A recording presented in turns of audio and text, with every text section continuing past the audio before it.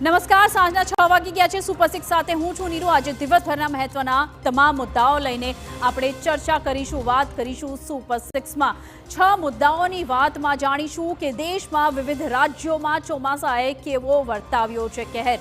માતા પિતાએ શા માટે બાળકને એકલા મૂકતા પહેલા રહેવું જોઈએ સાવધાન, અને ભરૂચમાં કચરા કેવી રીતે આપી રહ્યા છે સોનું, અને આ તમામ મુદ્દે આજે કરવાની છે વાત. પણ સૌ પ્રથમ આપણે નજર કરીએ આજના 6 અલગ અલગ મુદ્દાઓ પર.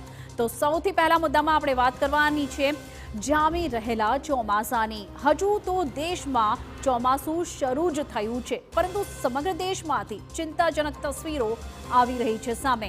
અને વરસાદના પ્રારંભે જ હિમાચલ પ્રદેશ અને કર્ણાટકમાં કેવો જોવા મળ્યો છે કહેર, અને ઉત્તર પ્રદેશ, તમિલનાડુમાં કેવા બન્યા છે બેહાલ, તે તમામ તસવીરો આપણે જોઈશું. બીજા મુદ્દામાં અમારે આપને કરવા છે સતર્ક. સુરતની નવી સિવિલ હોસ્પિટલમાંથી એક 3.5 વર્ષનું બાળક થયું છે ગુમ. બાળક અજાણી મહિલા સાથે જતો હોવાના દ્રશ્યો પણ સીસીટીવી કેમેરામાં થયા છે કેદ. પણ અહીં સવાલ એ છે કે શું રાજ્યમાં બાળક ચોર ટોળકીઓ બની છે બેફામ? આગળ ત્રીજા મુદ્દામાં અમે આપને બતાવીશું કંઈક એવા દ્રશ્યો કે જે આપના રૂમાણા ઊભા કરી દેશે. બેંગલુરુમાં છત પર વાસણ ધોઈ રહેલી મહિલાનો પગ ભૂલથી સાબુ પર પડ્યો અને તે લપસીને છત પરથી નીચે પટકાઈ તેવા સંજોગો ઊભા થયા. પણ જો કે સતર્કતાવશ તેને છતની રેલિંગ પકડી લીધી હતી. પછી શું થયું એ જણાવીશું વિસ્તારના અહેવાલમાં. ચોથા મુદ્દામાં વાત અવકાશ યાત્રી સુનિતા વિલિયમ્સની કરવાની છે કે જે આંતરરાષ્ટ્રીય સ્પેસ સ્ટેશનમાં ફસાયા છે.